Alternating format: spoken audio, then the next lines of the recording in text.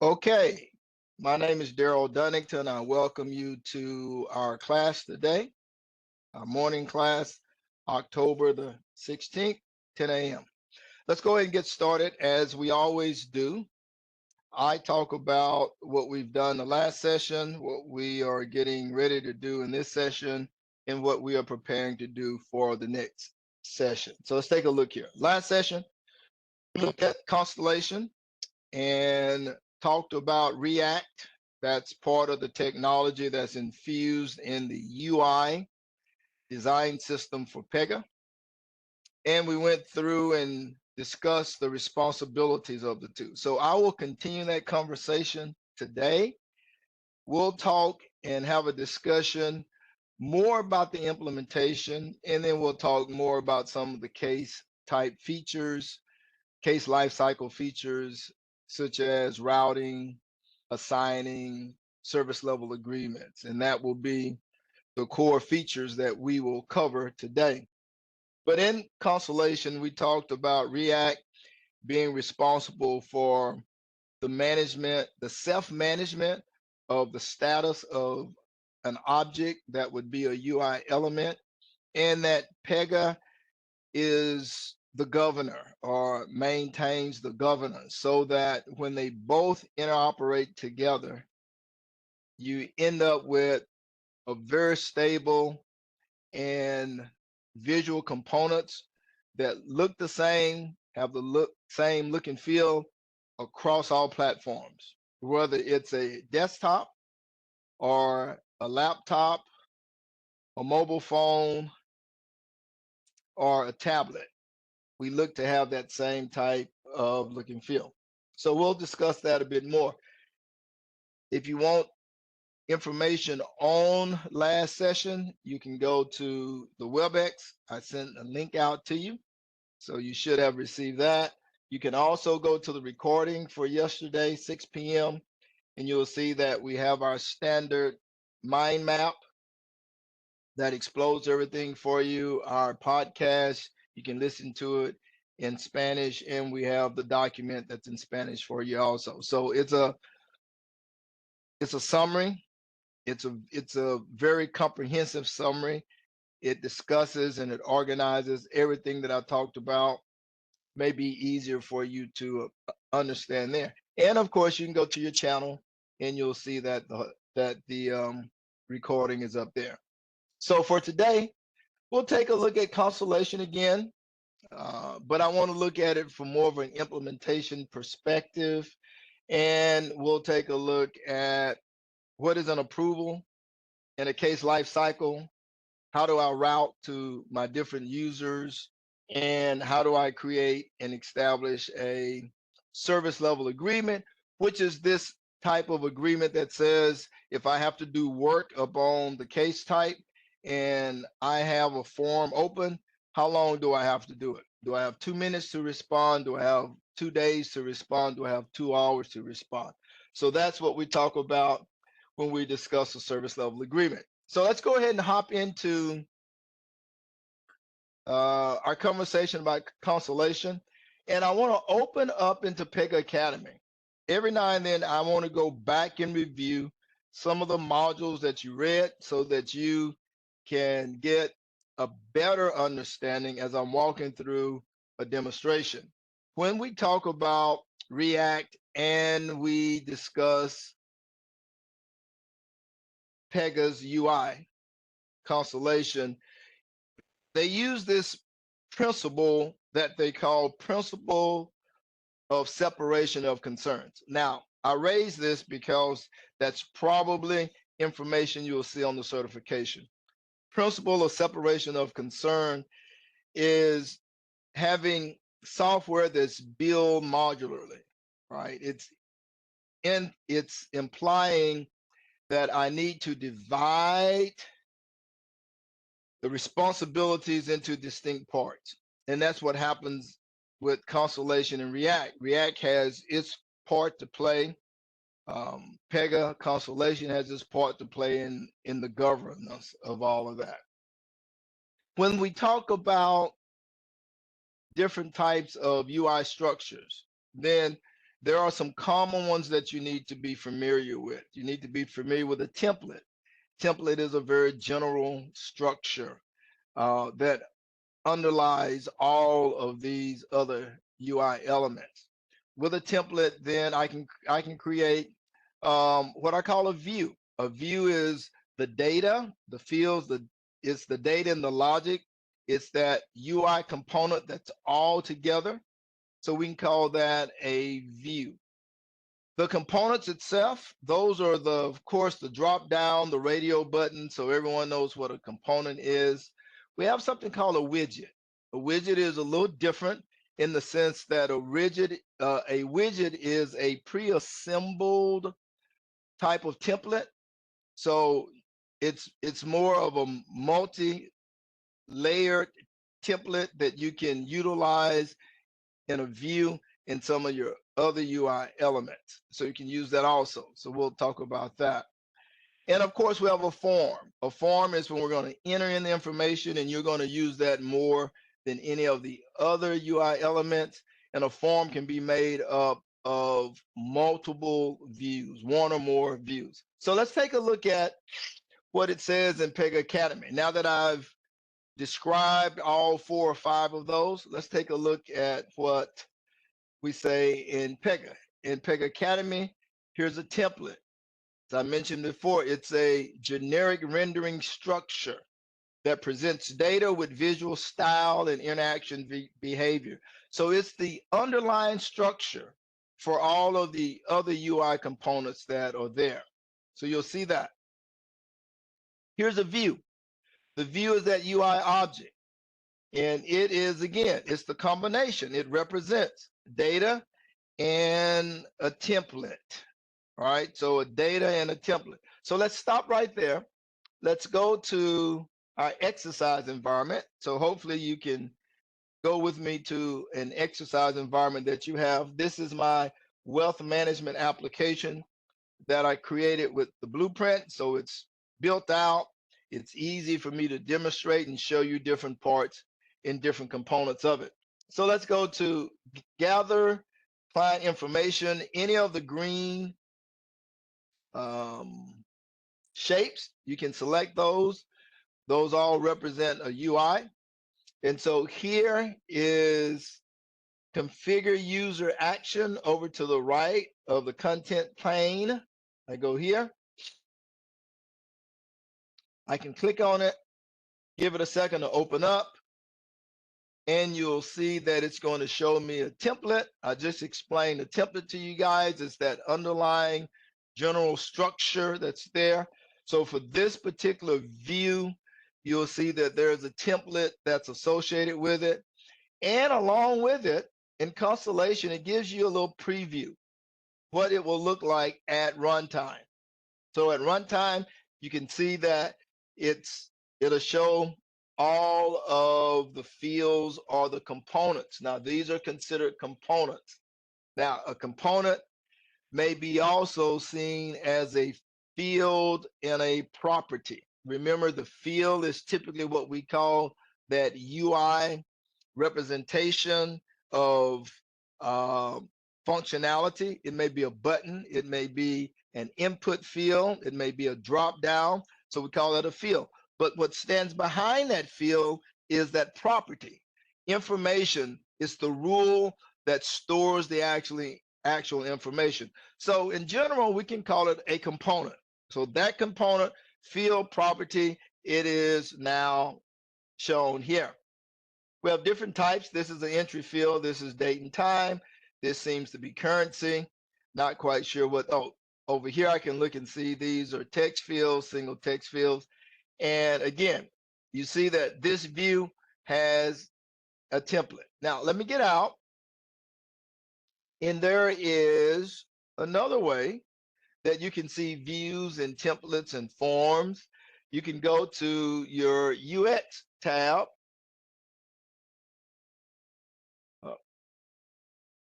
Yeah, so takes me to my UX tab. That shows me a lot of information.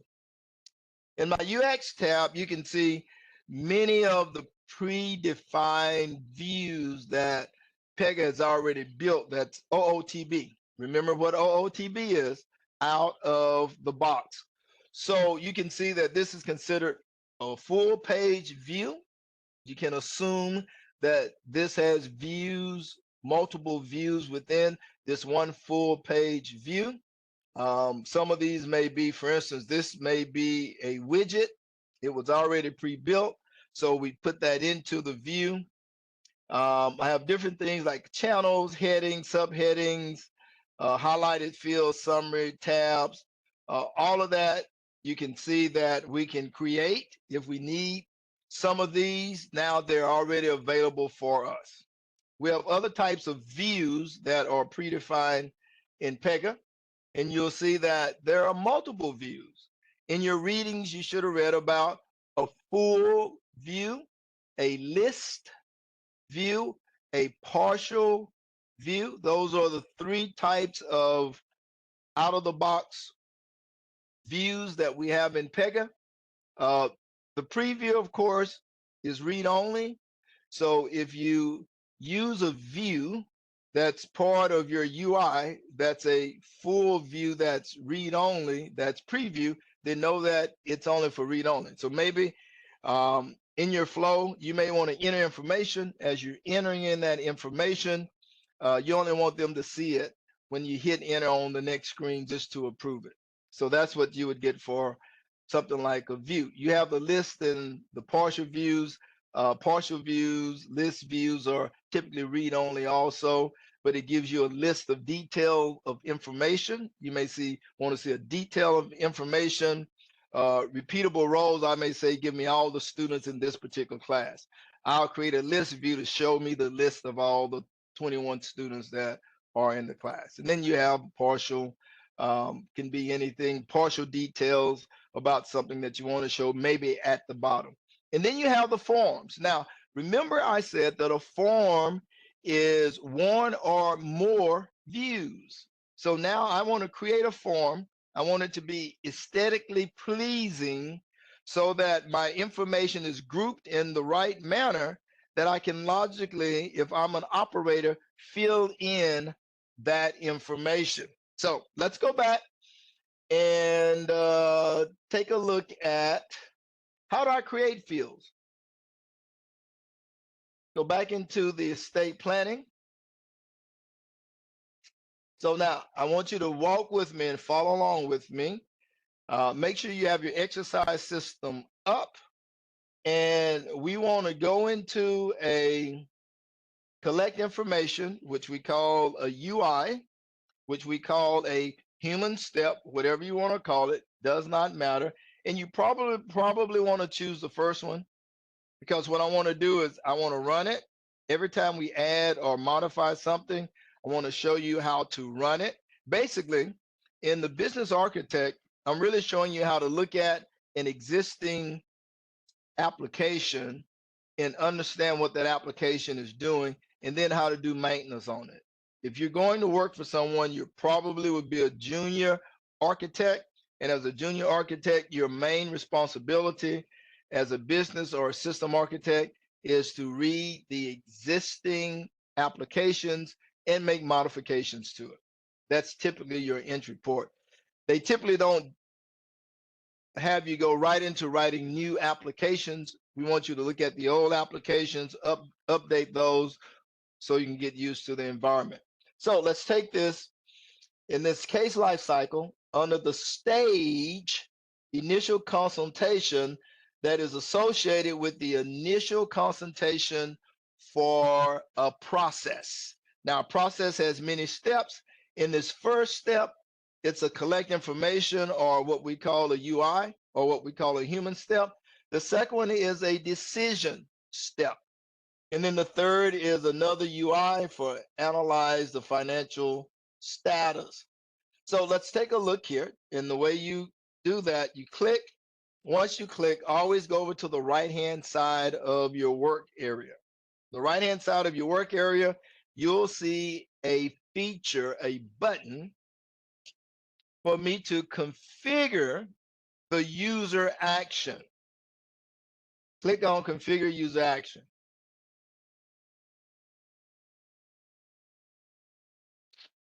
All right, notice that it says view. So we are configuring a view. Now, again, I just want to point out some of the elements. You see that this particular view is supported by a template, that general structure that's always there.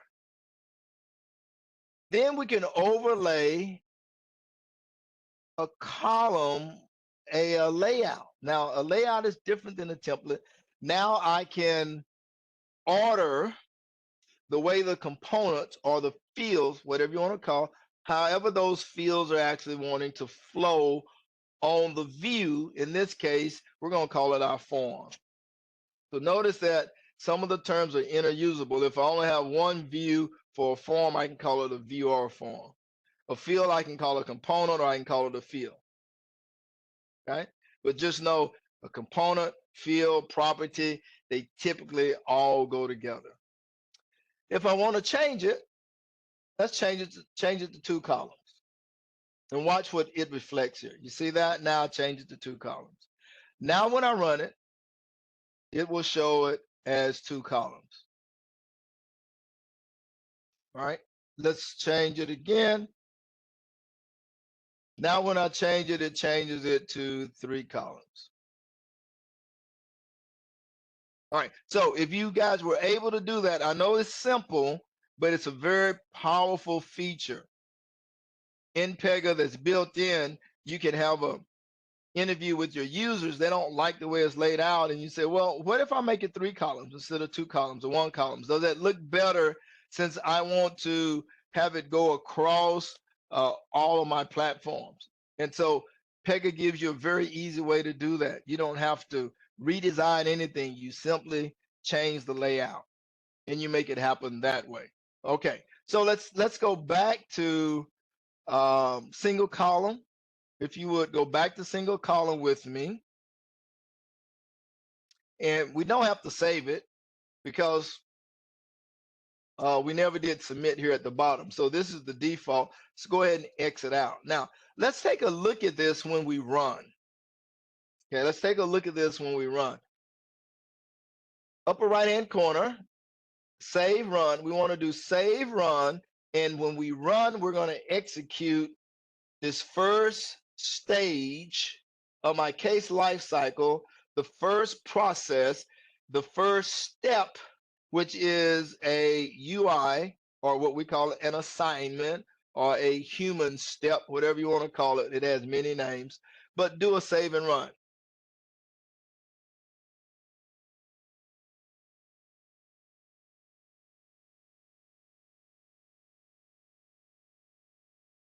Now, it may take your system a bit to run,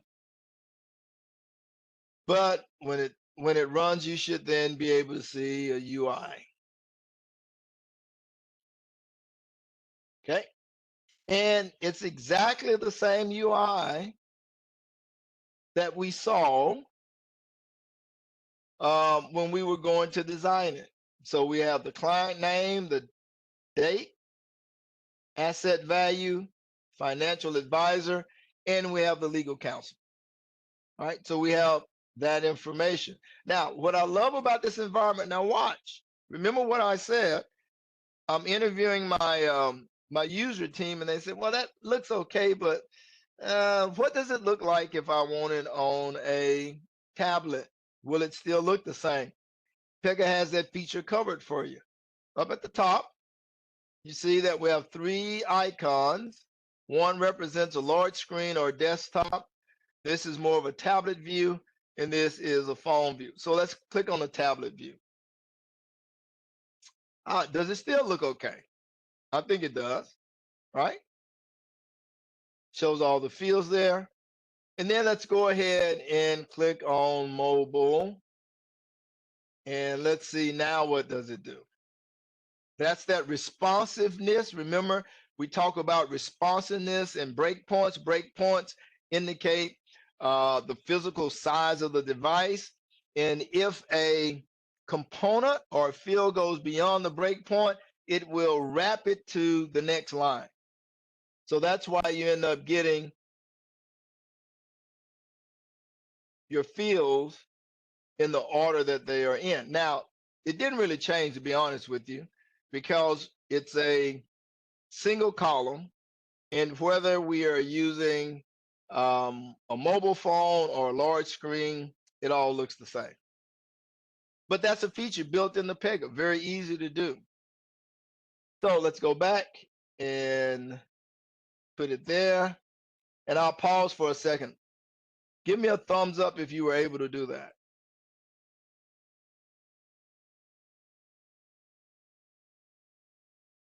Anyone?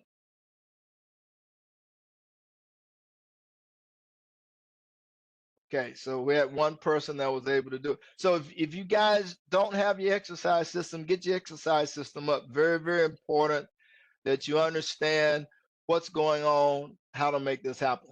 Okay, so now to exit out of this, you have to go to exit preview. Go back to exit preview. Let's go back to our first UI again. Go to configure user action.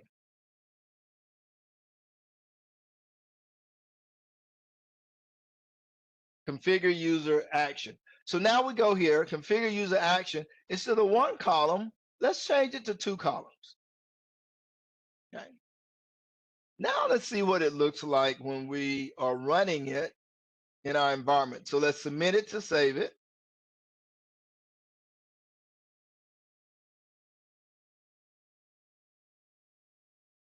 Now that I've saved that change, let's go ahead and go to save and run, and let's run it.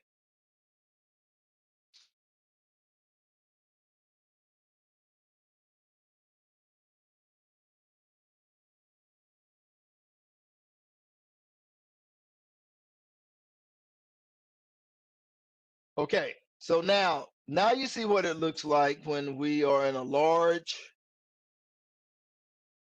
screen view. You see the 2 columns. Let's see what happens when we take it to a tablet. Now notice something. We have the 1 columns because of the breakpoints. It started wrapping, and so it breaks it. And though it's in 2 columns, it looks like it's all 1 column. Now let's go and look at the phone, and you should see about the same thing. So the only time that you'll see that there's actually 2 columns because of the physical size is if there's a wide screen.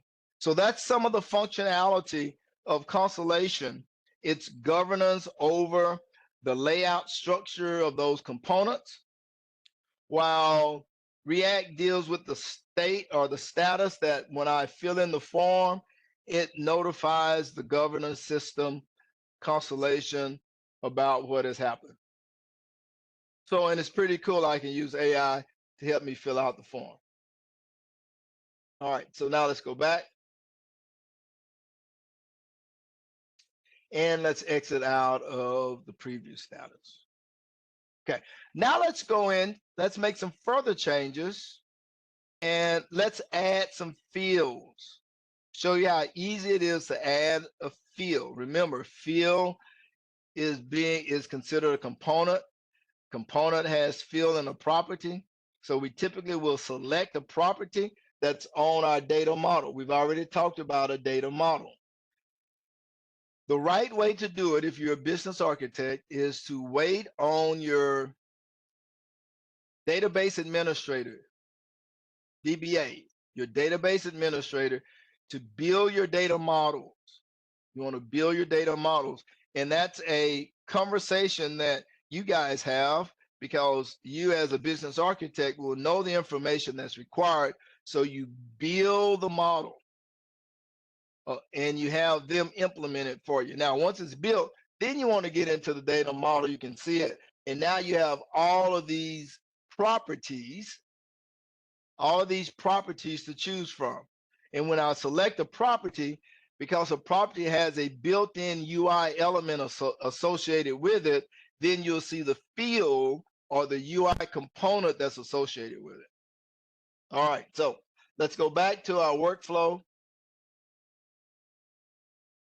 But before I do that, they also talked about creating some primary fields.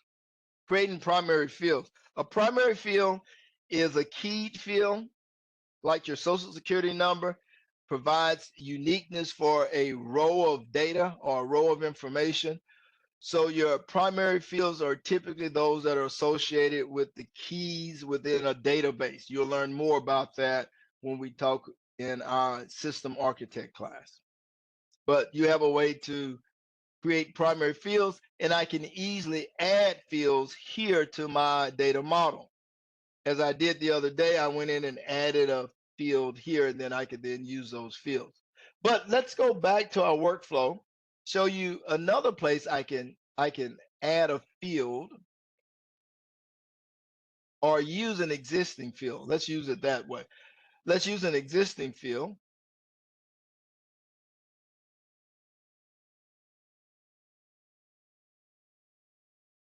And I have 1, 2, 3. If I wanted to add a field, and let me put my columns back to 1, just for the sake of it looking the way it should. And I want to add a field. Now, I can add a existing field here, or I can create a field. Okay. For the sake of this exercise, let's go ahead and create a field. I always put my initials so I can keep up with it. New York activities. Okay. Oh, hold on. That's a filter. I need to create a field. Let's try that again. There we go. All right. So now I'm going to add a field, put the DD.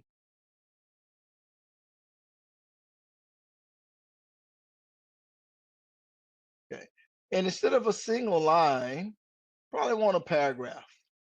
So I'll just write about all of my activities. I want it rich text, so I can bold and I can highlight. And that's all I want to add.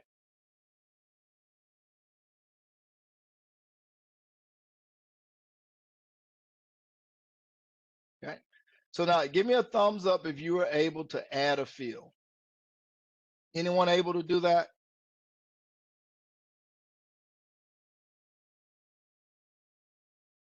Give you guys a few seconds. All right. So now I see someone was able to go in and add a field. And now notice that in my preview, it shows that there's the field that has been added. Okay. Let's go ahead and save it. You can call it whatever you want to. Save it. Let's go to the data model. See if we can find it. Remember, when you're adding a field, you're really creating a property. And you see at the bottom, here's my property or my field that I added, the DD New York activities, rich text, text paragraph, and it's part of the wealth management application layer. So that's where I am. So that's an example of you're adding a field and you're really creating a property in the data model. All right, so let's go back to your workflow. So now that I'm back at my workflow, let's go ahead and save and run it again. Let's see if we see any differences. And we should see that field that's out there. And we know that there's a property that stands behind it. So for that component, now you can see how it's going to look and feel when Constellation interacts with React. It's going to show me that rich text field. There we go. You see it right here. Now here's my rich text field. And so I went to Grand Central Station. Anyone ever been to Grand Central Station? That's the big rail location in New York. So I want to bold that. Make it heading 3. So that gives me some of the options if I need to do a link or anything like that. And of course, I can use this to fill in some information.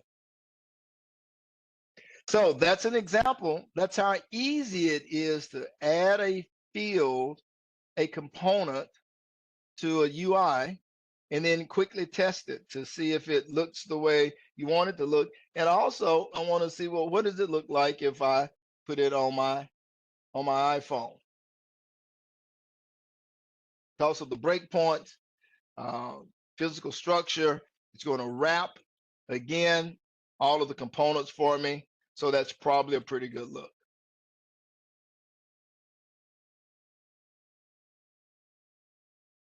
Okay, so let's go ahead and exit out of preview. Let's come back. Let's get back into that same user form. Remember, that's a user form that we're working in.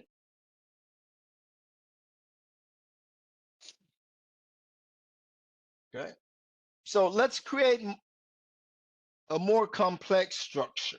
Let's create a field group.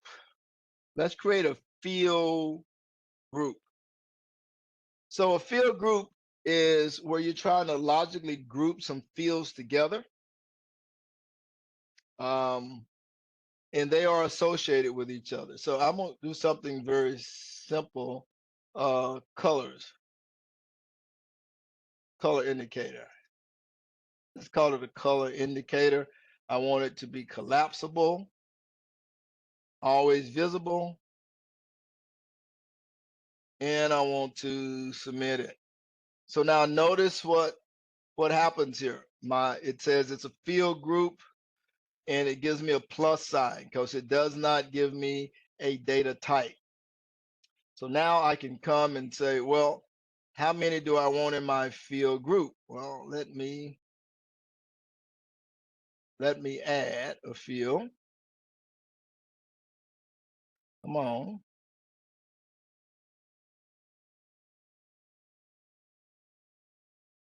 Let me just create a field. Okay. Green colors.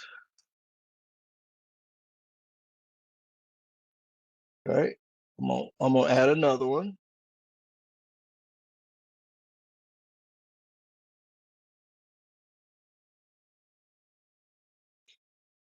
So different shades of the color green. Okay. Red colors, different shades of the color of red. And I'll just say submit. I just need to add 2.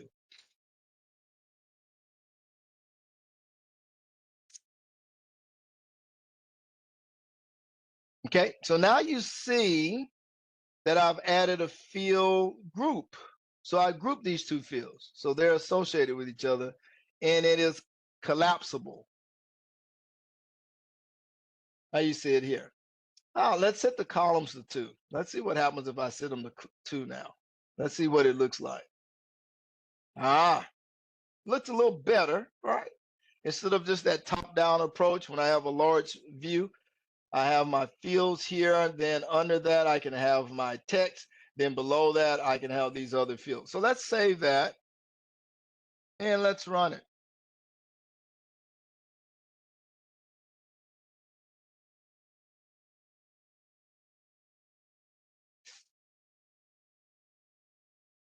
Save and run.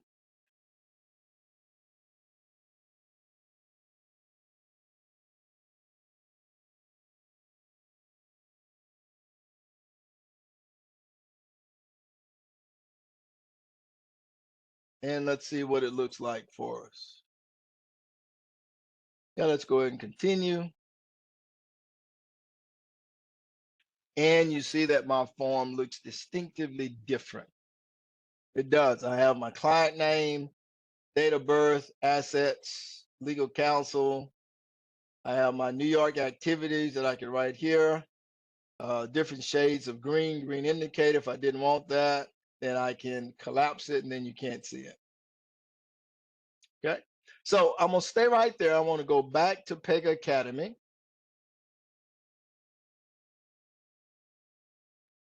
And let's see. So we've talked about. All right, so here's a good example where I want to show you. Here's a full page view of App Studio. Full page view of App Studio. It's going to show you over to the left. This is summary data. Let's see if we can see some of that. Here's summary data here. All right. So that's making use of those out of the box features that we have. Here we have the case widgets, different type of widgets that's up at the top. Here are some of the case widgets that's here up at the top. See how they are implementing some of their out of the box features. Okay. Here you may have some icons that show something about the case life cycle. Don't know if we have anything. We don't really have anything here, but if we continued on to the end of our case, then you would see some information over to the right if we had attachments. Now, notice at the bottom, see the details. This is more of a preview. This is more of a preview view that you have here that they actually provide for you. Okay. So that covers some of the information that I wanted to share with you about utilizing Constellation and the out-of-the-box forms that's in Pega that we have here. But make sure that you go through and that you read this. Some of this is definitely testable on the certification. Know what a list view is, a partial view, a form view. We went and we looked at all of that information. And we created a field group. There are many others you can do, but they won't be introduced until we get to System Architect course. All right, so what's next? What I want to share with you is let's show how easy it is to approve work. Now in Pega, as I mentioned before, because you're working on an enterprise solution, multiple people will touch it. And if multiple people will touch it, that implies that somehow I have to be able to give them access to this case type through its life cycle. So how do I do that? When I'm building my application, I do that through a feature, and you'll have to find one of your UIs. So these are a little different at the very beginning. They don't give me the capabilities to do any routing because it's the initial operator under the first stage that I'm here. So I can go to my second stage, and you'll see that I have some additional information. I have general, and I have goal and deadline. So very simply implemented, but it's very powerful. Anybody can get access to any case if it is designed properly. And the design comes from being able to indicate for this particular UI, for this assignment, for this human step, who do you want to have access to it? Well, yeah, I can say the current user. The current user is typically the person who initiated, who started the actual case. And remember, it goes from new, open, pending to resolve. So probably the person who created it anew is now going, and the status may be changed to open, and that current user is working on it. If you want a particular person to work on it and not the current user, someone in your company, then you can specify that person. Okay. In this case, I can send it to myself, or I can send it to a team member. If I need to route, and route means to move access so that a person, an operator, can then have a portal to then go in and look at the information update it, change it, delete it, read it, whatever they need to do. So that's what routing allows. I can come and say, well, let's send it to a work queue. A work queue may be the finance department. In the finance department, they have 5 people, and 5 people can answer any request that may come into their queue. So it might be that at this point of, let's say, a claim, it goes to the financial queue. In the financial queue, someone on the team can look at it to see if everything is in order so that they can issue payment. So it goes to the work queue. Someone from the team sees it in the work queue, pulls it off the work queue, and identifies what needs to be done. So that's the way to route it to a work queue. Or I can have some business logic. Based upon my logic, I can now determine who do I send it to and when is it being sent. So now, based upon my business logic, maybe if it's more than $1 million, then it has to go to the comptroller.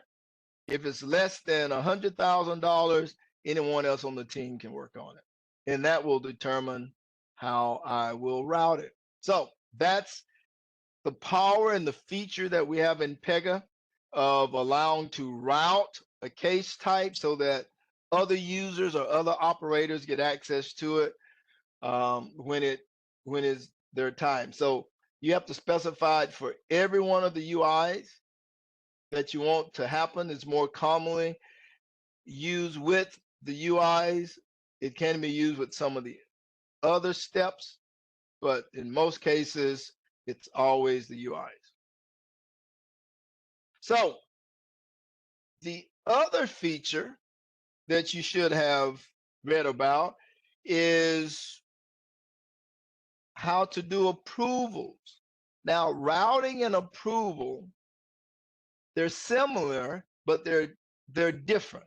When I route, I'm moving it to someone so that they can work on it. When I'm approving it, if it's an approval, when you see the blue check, that's an approval. When I am approving it, that means that I am routing it to you, but I need you to say yes or no, or I need you to act upon it to where, based upon your actions, it will be routed automatically to one place versus the other. So after an approval, you get automatic routing. So in this case, go to my flow and notice what it says. If approved, then continue.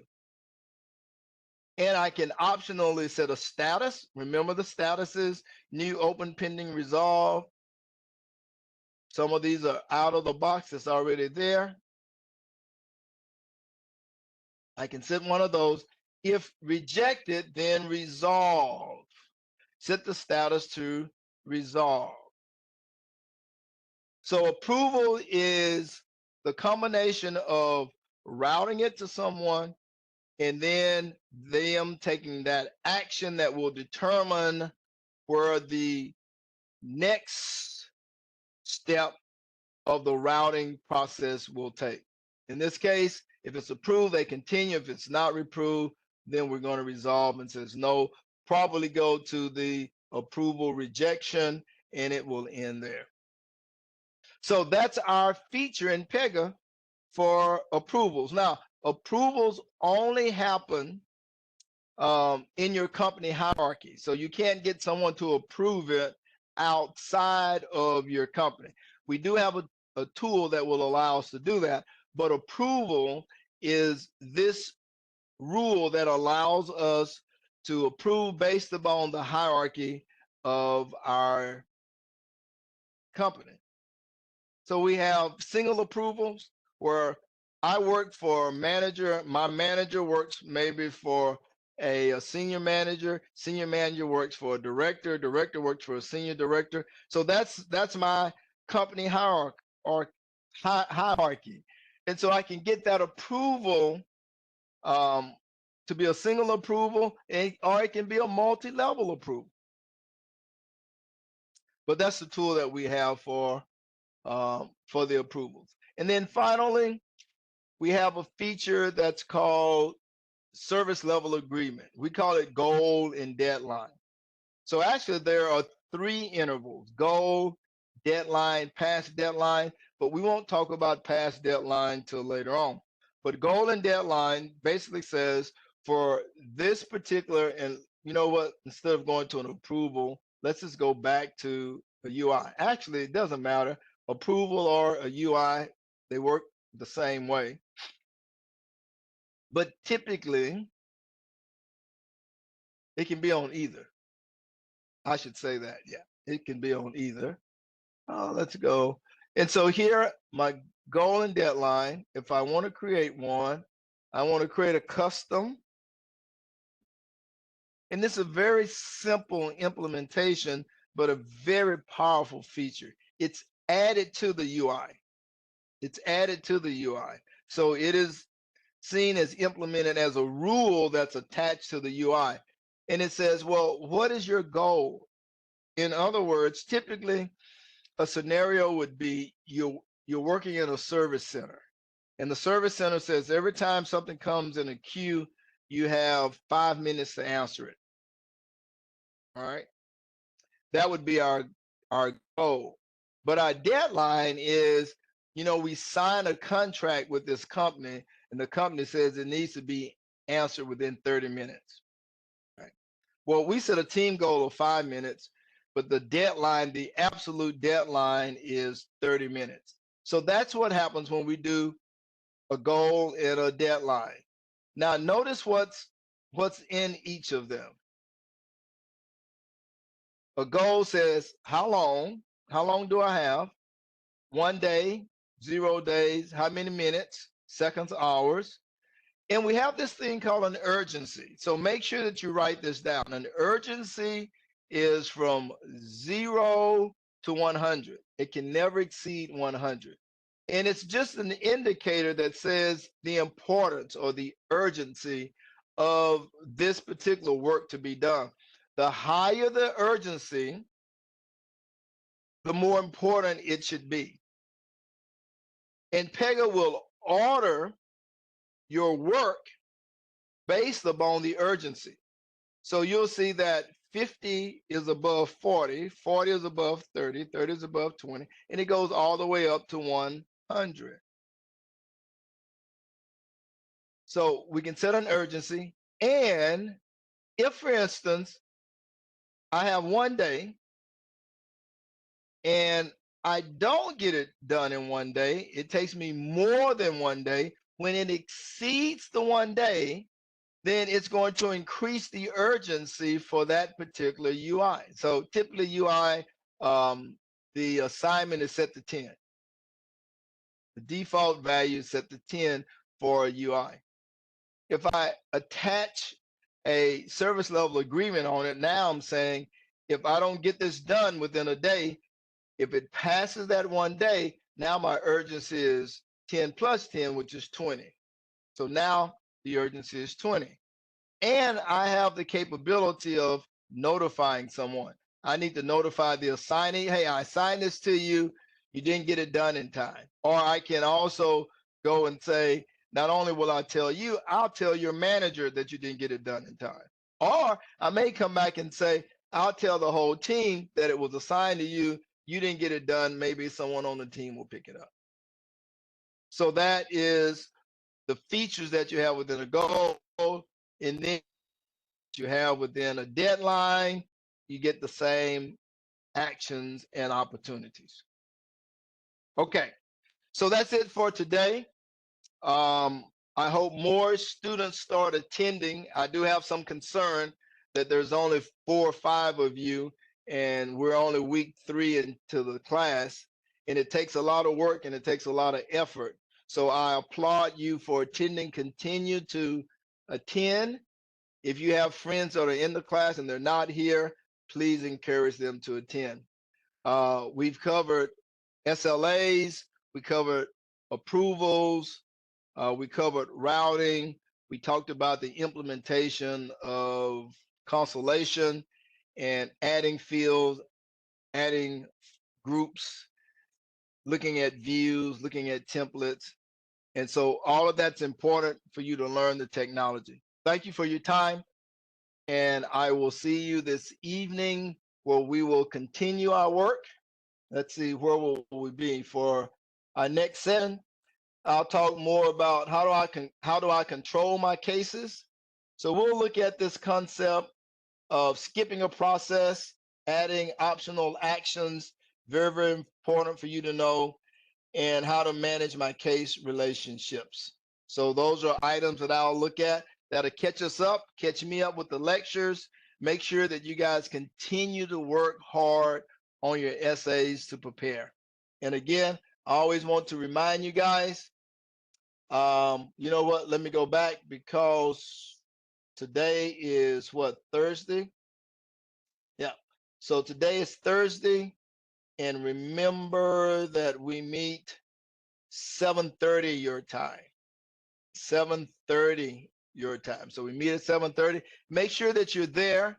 I want to make sure that I finish up with some demonstrations. Those are very, very important for you to sit through and have your system up and running, right? Try to walk through the demonstrations with me. You'll be surprised how much they help you. And again, encourage your friends. Encourage your friends to come to class.